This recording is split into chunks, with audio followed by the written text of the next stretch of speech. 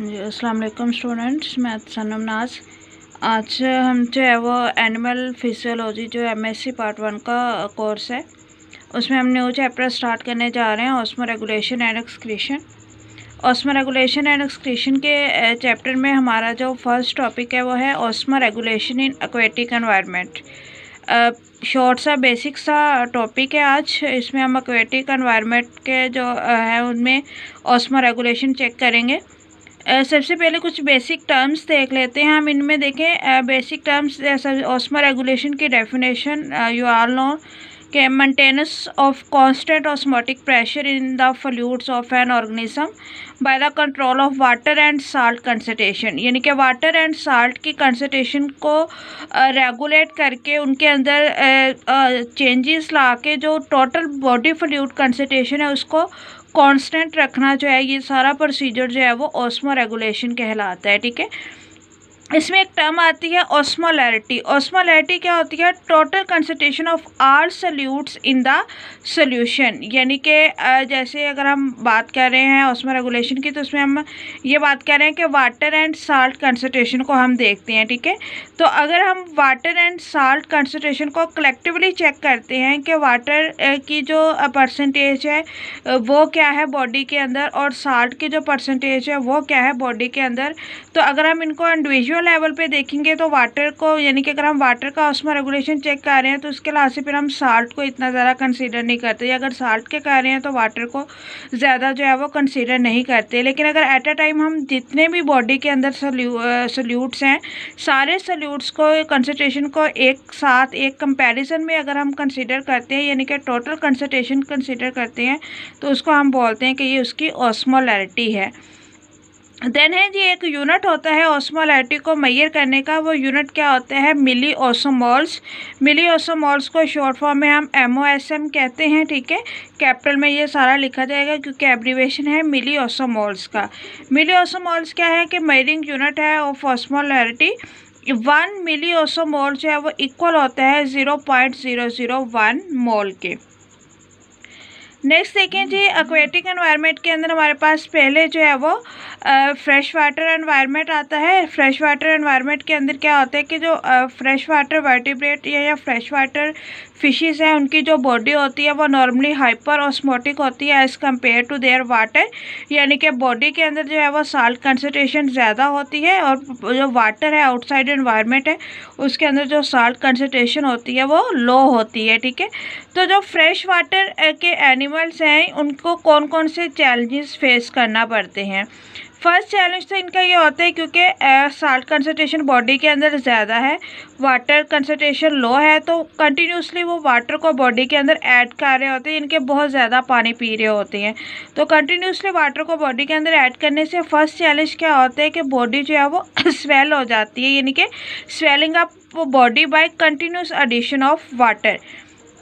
अब इस चैलेंज को सॉल्व करने के लिए फ्रेश वाटर एनिमल्स के अंदर कौन सी स्ट्रेटजी होती है, किस तरह से करते हैं कि इनकी जो स्वेलिंग है वो by production of copious urine. ठीक है, कॉपियस यूरिन होता है वेरी वेरी डिल्यूट यूरिन, यानी कि वो बहुत ज़्यादा डिल्यूट यूरिन प्रोड्यूस करते हैं, और उस डिल्यूट यूरिन के अंदर काफ़ी ज़्यादा जो वाटर होता है वो कंटिन्यूसली उनकी बॉडी से बाहर जो है वो रिलीज़ होता रहता है।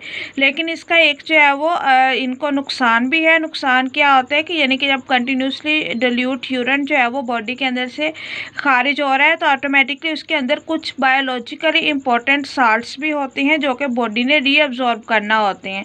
अब जो डिल्यूट फॉर्म में यूरिन है वो कंटिन्यूसली जो है वो रिलीज़ होता रहता है, तो जो साल्ट की रीअब्जॉर्प्शन होती है या उसकी अब्जॉर्प्शन होती है उसके लिए इतना ज़्यादा टाइम उनको नहीं मिलता। इस वजह से क्या होता है कि some biologically important salt like sodium and calcium वगैरह भी जो है वो इनकी बॉडी के अंदर से यूरिन के थ्रू रिलीज़ हो सकती हैं, तो जो साल्ट की डेफिशिएंसी है वो इनको फेस करना पड़ सकती है, जिसको रिप्लेस करने के लिए क्या करते हैं कि वही जो साल्ट होते हैं जो कि यूरिन के थ्रू कंटिन्यूसली जो है वो एक्सक्रीट हो रहे होते हैं, उन साल्ट को रिप्लेस करते हैं बाय देयर फूड इनटेक, यानी कि ऐसा फूड लेते हैं जिनके अंदर उन साल्ट्स की एडुकेट अमाउंट जो है वो प्रेजेंट होती है। सेकंड जो चैलेंज होता है फ्रेश वाटर एनिमल्स के अंदर वो होता है continue removal of salt with water, ठीक है। यानी कि पहले चैलेंज से रिलेटेड ही है कि अगर डिल्यूट यूरिन बन रहा है तो उसके अकॉर्डिंग जो साल्ट है वो भी बहुत कंटिन्यूसली बॉडी से रिमूव होते जा रहे हैं, जिसके नतीजे में जो बॉडी है उसको साल्ट डेफिशिएंसी फेस करना पड़ सकती है।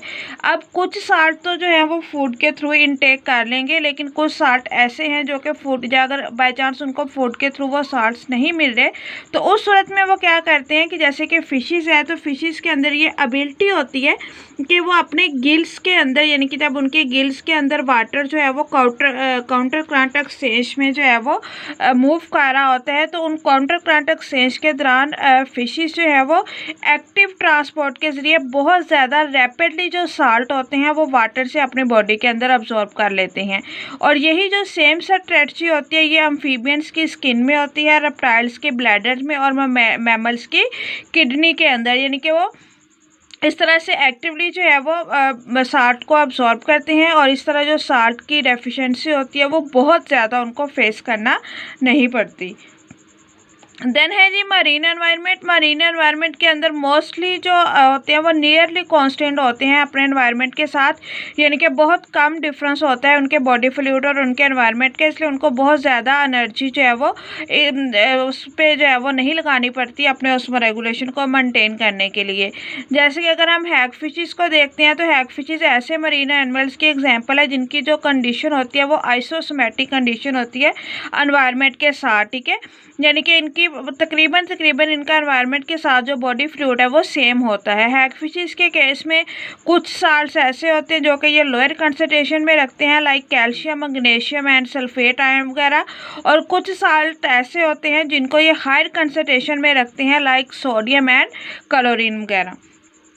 उसके बाद है जी कार्टिलेजिनस फिशेस, ठीक है। कार्टिलेजिनस फिशेस जो है वो आइसोसोमेटिक होती हैं as compare to their sea water, लेकिन ये जो है वो थोड़ी हैग फिशेस से डिफरेंट होती हैं। डिफरेंट इस सेंस में होती हैं कि हैग फिशेस के केस में जो है वो साल्ट्स की अमाउंट को, साल्ट्स की कंसंट्रेशन को मेंटेन करते हैं, but in case of cartilaginous fishes जो इलेक्ट्रोलाइट्स की कंसंट्रेशन होती है ये इलेक्ट्रोलाइट्स की कंसंट्रेशन को मेंटेन करते हैं। जैसे कि इनकी बॉडी के अंदर इलेक्ट्रोलाइट्स होते हैं, यूरिया होता है, इसके अलावा TMO होता है, ट्राईमिथाइल अमाइन ऑक्साइड, ठीक है। तो उसमें क्या होता है कि जो दोनों जो है वो एक दूसरे के अल्टरनेट चल रहे होते हैं, यानी कि अगर यूरिया की ब्रेकडाउन होती है तो जो ट्राईमिथाइल अमाइन ऑक्साइड होता है वो उसको दोबारा से फॉर्म भी कर रहा होता है। इस तरह ये एक दूसरे के अल्टरनेट चलते हैं और अपनी जो इलेक्ट्रोलाइट कंसंट्रेशन है उसको मेंटेन रखते हैं, ठीक है। ये आपका जो है वो फर्स्ट टॉपिक है osmo regulation in aquatic environment. Next हम इंशाल्लाह osmo regulation in terrestrial environment को डिस्कस करेंगे।